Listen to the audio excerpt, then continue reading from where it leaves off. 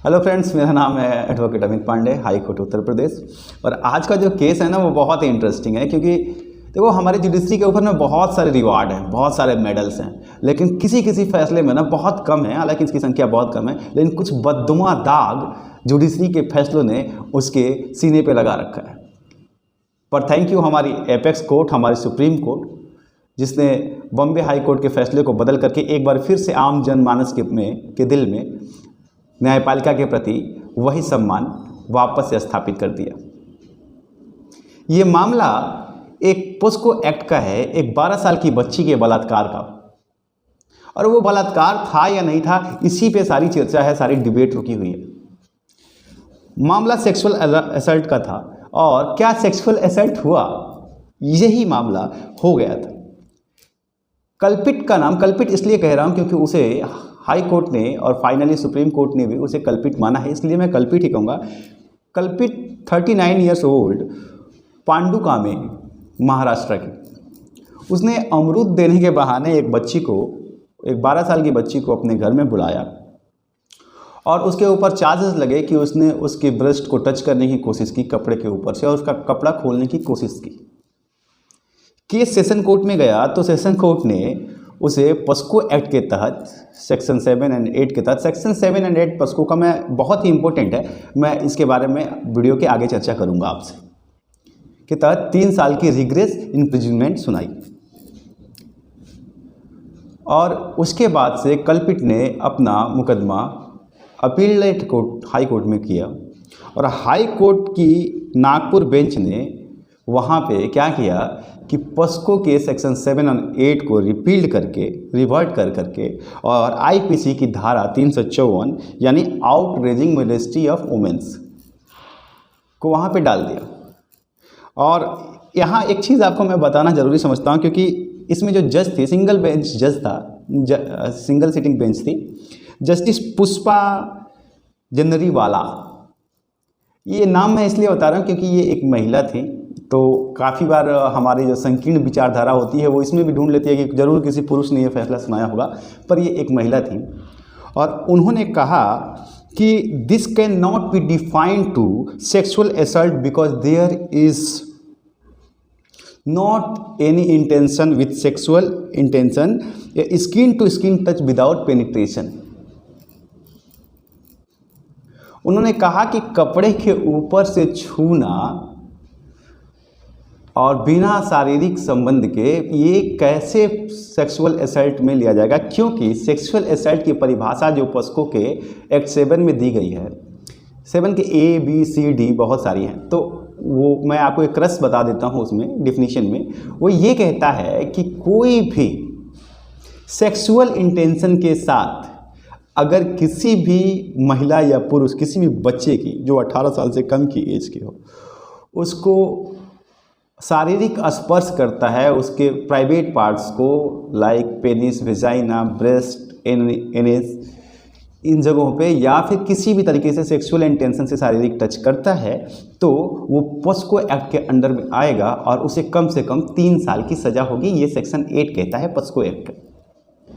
पर यहाँ पे मैडम जी ने, माननीय हमारी ऑनरेबल जस्टिस साहिबा ने ये कहा कि स्किन टू स्किन टच तो हुआ ही नहीं है, उसने जो भी किया है कपड़े के ऊपर से किया है, और इसलिए हम उसको सेक्सुअल असल्ट में कंसीडर नहीं करेंगे। हाँ, लेकिन उसने अपराध किया है और उसे पनिशमेंट भी दिया गया, बट आईपीसी के सेक्शन 354 के तहत दिया गया, जहाँ पे आप outraging the modesty of women's के सेक्शंस में चार्ज किया गया, जिसकी सज़ा 2 साल होती है, ज़्यादा से ज़्यादा 2 साल होती है, और कम से कम 1 साल होती है। वहीं पस्को एक्ट के अंदर कम से कम सज़ा 3 साल की होती है। ये फैसला आते ही पूरी तरह से एक हल्ला मच गया, जुडिशरी पे सवाल उठने लगे, कई सारे सवाल उठने लगे।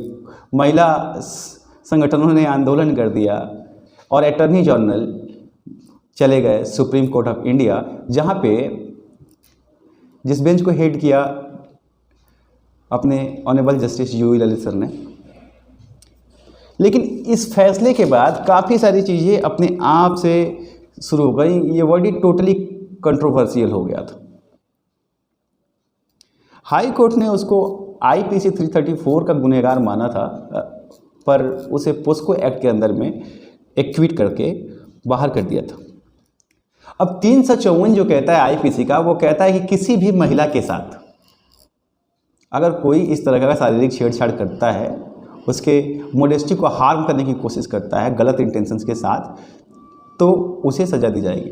तो फिर अगर उसे 354 में ही देना था तो फिर पोस्को एक्ट की आवश्यकता क्या थी? और यहाँ एक मायने वाली बात ये थी कि क्या 12 साल की बच्ची और एक महिला में कोई फ़र्क नहीं है?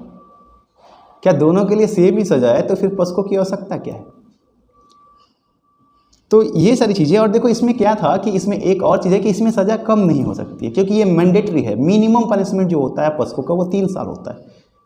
वही 354 में पनिशमेंट जो होता है वो होता है 1 साल। और हाई कोर्ट ने जो जजमेंट दिया है, अपना पुराना जजमेंट, उसके हिसाब से अगर किसी भी कानून में सज़ा साफ साफ लिखी गई हो तो वहाँ पे जजेस को अपने पावर को इंक्रीज करने की आवश्यकता नहीं है, इन्हेंस करने की आवश्यकता नहीं है। जहाँ सज़ा साफ साफ है वहाँ उन्हें वही सज़ा देनी चाहिए।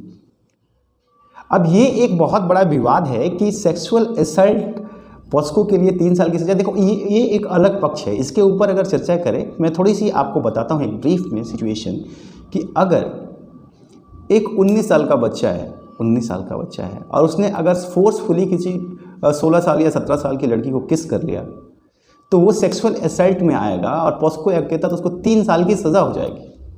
तो काफ़ी सारे लोग जो मोटरेट होते हैं ना, वो ये सोचते हैं कि एक उम्र के बीच में ऐसी गलती कर देना और इसके लिए इतनी बड़ी सज़ा कि 3 साल की रिग्रेस इम्प्रिजमेंट होना, ये सही है या नहीं है।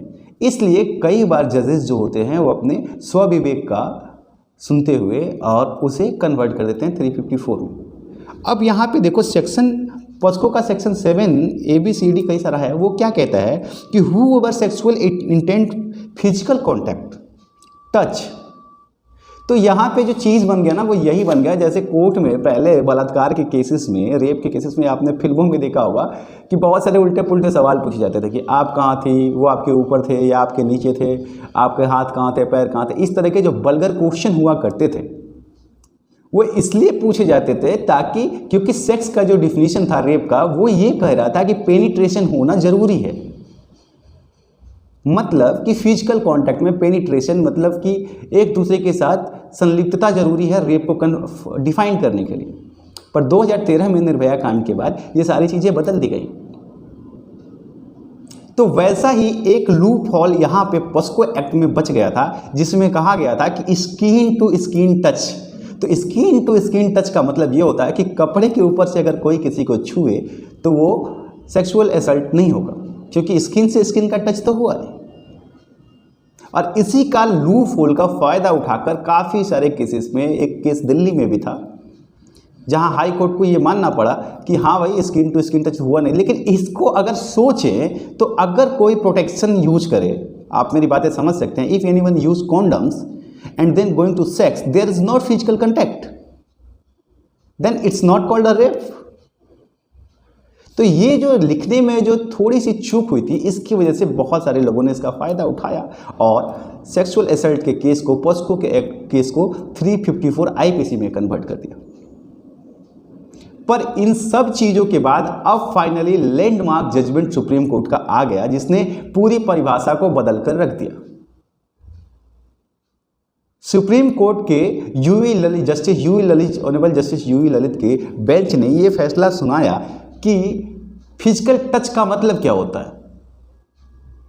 ये कमेंट जो मैंने आपको बताया कि if anyone use protection and going to rape then it's not sexual assault, it's not rape, क्योंकि फिजिकल टच तो वो नहीं कर रहा है। तो हाई कोर्ट के फैसले को बदलते हुए सुप्रीम कोर्ट ऑफ इंडिया ने यह फैसला दिया कि कोई भी 18 साल से कम उम्र के लड़के या लड़की, दोनों में से किसी को भी गलत इंटेंशन के साथ, सेक्सुअल इंटेंशन के साथ उसको छूने की कोशिश करता है, उसके प्राइवेट पार्ट को टच करने की कोशिश करता है, या कहीं भी टच करता है सेक्सुअल इंटेंशन के साथ, यह मैटर नहीं करता है कि वो कपड़े के ऊपर कर रहा था या कपड़े के नीचे कर रहा था, तो उसे पोस्को एक्ट के लिए कन्विक्ट माना जाएगा और उसे पॉस्को एक्ट के तहत ही सज़ा दी जाएगी और कम से कम 3 साल की रिग्रेस इम्प्रिजमेंट दी जाएगी। और अपने इस जजमेंट के साथ ही पॉस्को एक्ट के उस लूप होल को पूरी तरह से बंद कर दिया माननीय सुप्रीम कोर्ट ने, जिसका फ़ायदा बहुत सारे बेविचारी उठा रहे थे।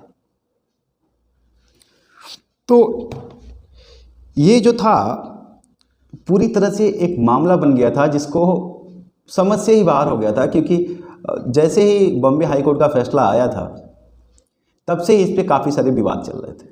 तो अब मैं आपको एक और चीज़ बताना चाहता हूँ, ये आपके ऐसे के लिए बहुत अच्छा होगा कि भारत में आज भी, लेकिन फिर भी देखिए भारत में आज भी पॉस्को एक्ट में सिर्फ 22% की सज़ा होती है। 22% लोगों को ही सज़ा हो पाती है।